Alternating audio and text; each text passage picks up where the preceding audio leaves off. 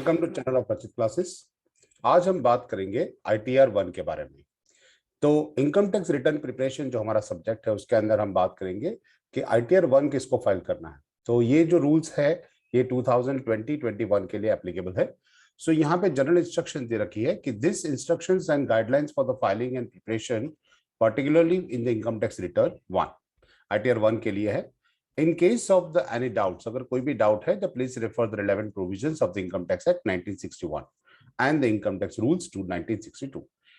यहाँ पे लिखा हुआ है कि assessment year for which this ITR 1 is applicable. So this ITR 1 is applicable for the assessment year 2021 only, and that is it's related to income on in a financial year 1920, यानी 19-20 में आपने जो भी income earn की है उसका आपको assessment year 2021 के अंदर रिटर्न फाइल करना होता है।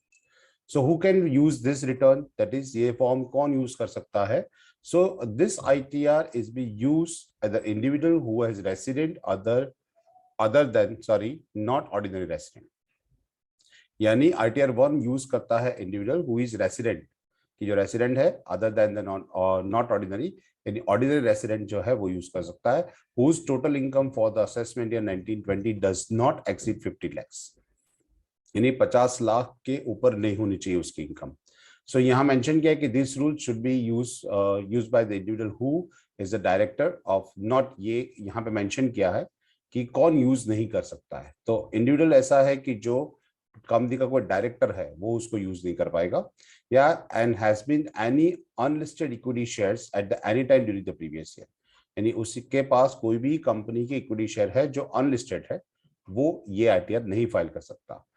As any assets including the financial year located, that is interest of any entity outside India, कि भारत के बाहर कोई भी उसकी assets है तो भी नहीं कर सकता, या फिर उसके पास कोई साइनिंग अथॉरिटी है, कोई भी फॉरेन के अंदर कोई भी assets है और उसका साइनिंग अथॉरिटी उसके पास है तो भी वो नहीं कर सकता। And he has an any other source of income outside India, Bharat के बाहर कोई भी सोर्स ऑफ इनकम है तो भी नहीं कर सकता। यहाँ मेंशन किया है कि जो जनरली कौन कर सकता है, तो इनकम फ्रॉम द सैलरी और पेंशन, यानी जिसकी सैलरी इनकम है या फिर पेंशनर इनकम है वो ये कर सकता है। जिसके पास एक हाउस प्रॉपर्टी है, that is and from the one house property only, and income from other sources, अगर अदर सोर्सेज को इनकम है देन ओके। यहाँ पे ये भी मेंशन किया गया है कि अगर this return is can not be use for the individual who has an income in the following nature, यानी अगर सिर्फ सैलरी पेंशन वाला यहाँ यूज कर सकता है, इसका मतलब ये हुआ कि अगर profit and gain from business and profession है तो यूज नहीं कर सकता, कोई कैपिटल गेन हो रहा है तो भी नहीं कर सकता, more than one house property उसकी इनकम है तो भी ये यूज नहीं कर पाएगा। और यहाँ पे इनकम फ्रॉम अदर सोर्सेज के अंदर स्पेसिफिक किया है कि अगर उसकी इनकम विनिंग फ्रॉम लॉटरीज है या रेस हॉर्सेज से है या फिर स्पेशल रेट जो लगता है सेक्शन 115 BBDA या 115 BBE के अंदर लगता है तो ये यूज नहीं कर सकता।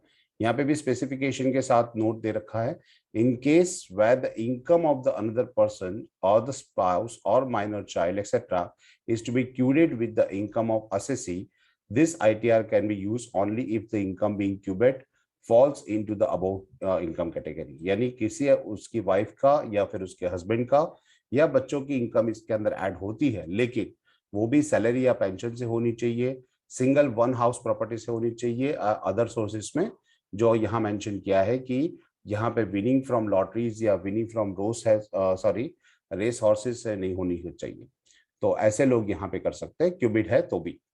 यहाँ पे मेंशन किया हुआ है कि अगर कोई income apportioned in accordance with the provision of section 5A और एग्रीकल्चर इनकम एक्सीडिंग 5000 तो भी ये नहीं कर पाएगा। यहाँ पे फर्दर मेंशन लिखा हुआ है कि further this return is also can not be used the individual who has claimed the losses और डिडक्शन अंडर टैक्स रिलीफ और टैक्स क्रेडिट। ओके, यानी किसी भी बंदे ने यहाँ पे individual who has any claim of loss और डिडक्शंस, कोई क्लेम किया हुआ है या फिर कोई लॉसेस कैरी फॉरवर्ड लॉसेस है तो भी ये अप्लाई नहीं कर पाएगा। That's any brought forward losses can be carry forward from the income from house property, house property में कैरी फॉरवर्ड लॉसेस है तो भी यहाँ पे नहीं चलेगा। Losses under the head of income income from other sources है तो भी नहीं चलेगा, या फिर सेक्शन 1991 में उसने रिलीफ के लिए क्लेम किया है तो भी नहीं चलेगा।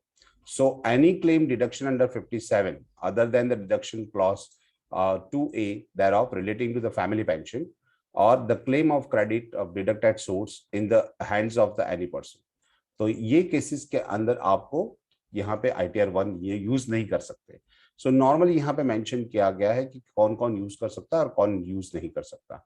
यहाँ लिखा हुआ एनेक्स्टर लेस रिटर्न फॉर्म है ये, such no document that is including TDS certificate should be attached with the return. यानी रिटर्न के साथ आपको कुछ भी फाइल करने की जरूरत नहीं है।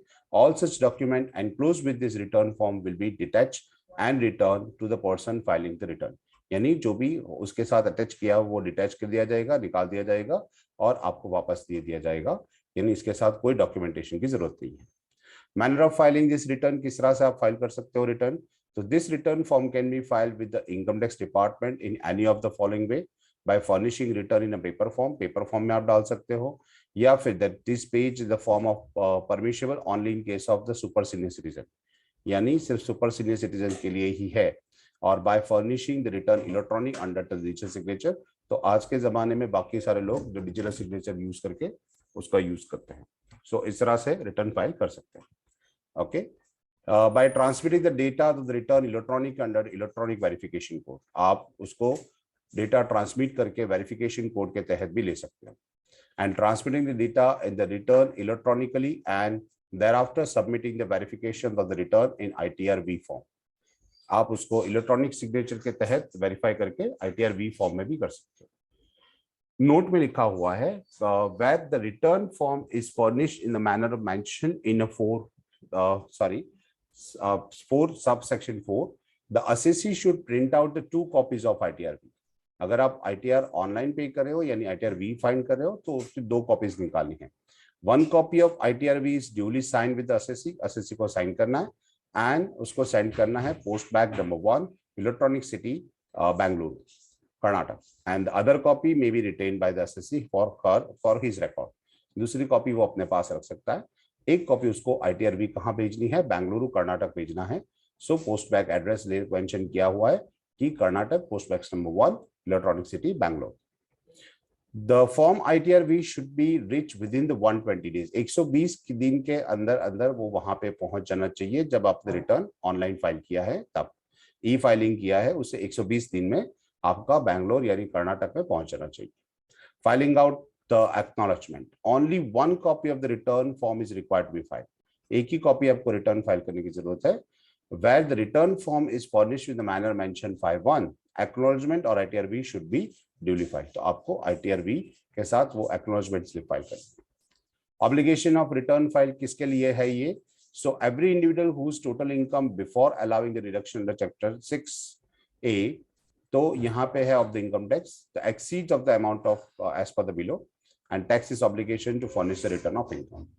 तो ये कैटेगरी जो लगती है, एक तो है नॉर्मल पर्सन के लिए जो बिलो 60 इयर्स के है, उसके लिए 2,50,000 रुपीज की लिमिट है। यानी अब इन केस यहाँ पे 2,50,000 से ऊपर है तो ये फाइल कर सकते हैं।